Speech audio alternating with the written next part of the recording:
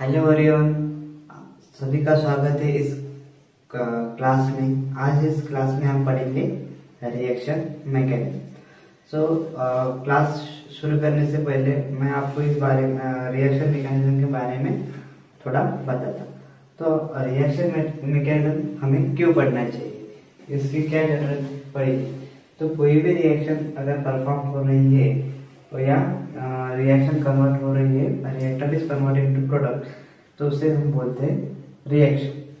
तो जब भी कोई रिएक्शन होती है, मतलब कोई भी रिएक्टर अगर प्रोडक्ट में कन्वर्ट हो रहा है, किसी में प्रोडक्ट में, तो जब भी वो कन्वर्शन होता है, इसके दौरान क्या होता है, जो एक इंटरमीडिएट फॉर्म होता है। क्या फॉर्म होता है?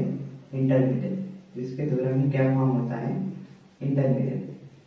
तो ये जो इंटरमीडिएट है, इसका जो लाइफ स्पैन है ये बहुत ही शॉर्ट होता है, बहुत ही कम होता है। तो आप अगर कॉम्पिटिटिव एग्जाम की तैयारी कर रहे हो, मतलब आपके पास बोले तो अगर आप JEE मतलब जेई की तैयारी कर रहे हो या नीट की तैयारी कर रहे हो, तो या MS CET की तैयारी कर रहे हो, तो इन सभी कॉम्पिटिटिव एग्जाम में क्या है, इस रिएक्शन इंटरमीडिएट को हाई वेटेज है, मतलब ज्यादातर इससे मार्क आपके बन सकते हैं।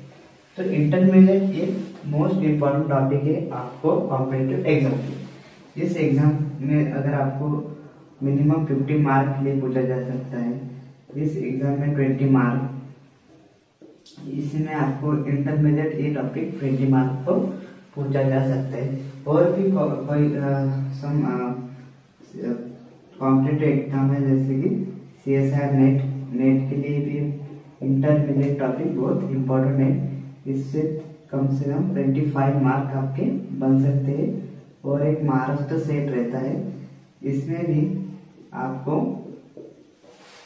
ज्यादातर हाई वेटेज रहता है रिएक्शन इंटरमीडिएट के लिए। तो ये जो टॉपिक्स है, इसलिए आपको पढ़ना है कि ये हाई वेटेज ऑर्गेनिक केमिस्ट्री का टॉपिक है।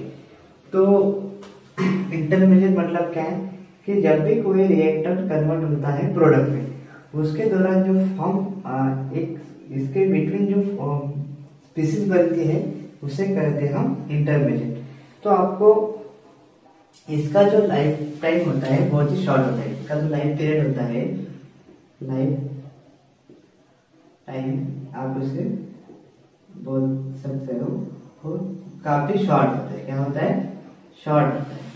मतलब कैसे? अगर आपको बोला जा सके, ये जो रिएक्टेंट है ये कन्वर्ट हो रहा है प्रोडक्ट में, तो अगर आपने एनर्जी ग्राफ निकाला, अगर आपने इसका एनर्जी ग्राफ निकाला, तो इसमें क्या होता है, अगर आपका ये रिएक्टेंट है, रिएक्टेंट कन्वर्ट हो रहा है प्रोडक्ट में। किसमें? प्रोडक्ट में। ये आपका रिएक्टेंट है और ये अगर प्रोडक्ट में कन्वर्ट हो रहा है, तो इसके बीच में क्या बनता है आपका? इंटरमीडिएट। क्या बनता है? इंटरमीडिएट। ये हुआ आपका इंटरमीडिएट। इसी स्पीसीज का जो लाइफ टाइम है वो क्या रहता है? शॉर्ट। ये जो आपका इंटरमीडिएट बना है इस रिएक्शन में, मतलब जब भी आपका रिएक्टर कन्वर्ट हुआ है प्रोडक्ट में, इसके दौरान जो इंटरमीडिएट बना, मतलब जो भी इनके बिटवीन जो भी स्पीसीज बनी, उसको आप इंटरमीडिएट बोल सकते हैं। तो इस इंटरमीडिएट के क्या हो सकते हैं? डिफरेंट टाइप हो सकते हैं। क्या हो सकते हैं? Different type. और इसका ये जो इंटरमीडिएट बनता है, ये ट्रांजिशन स्टेट से स्टेबल होता है। क्या होता है? ट्रांजिशन स्टेट से स्टेबल होता है। मतलब इसकी एनर्जी ट्रांजिशन स्टेट जो रहती है आपकी, जैसे first transition state, second transition state, इससे इसकी एनर्जी क्या रहती है? कम रहती है। ये हो गया एनर्जी।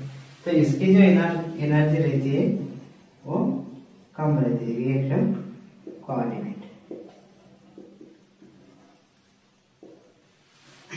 तो आपको इस क्लास में क्या पढ़ना है? इंटरमीडिएट। तो इस इंटरमीडिएट के क्या है? Different types. तो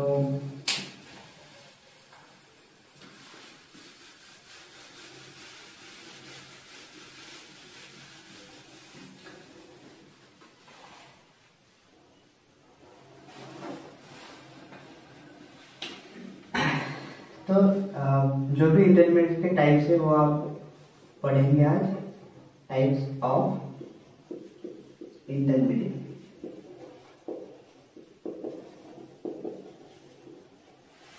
तो आप आज की क्लास में हम टाइप्स ऑफ इंटरमीडिएट पढ़ेंगे। तो पहला टाइप्स है कार्बोकैटायन। कौन सा करते हैं? कार्बोकैटायन।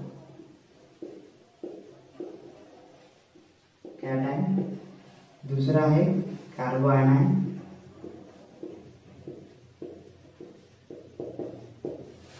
तीसरा है फ्री रेडिकल।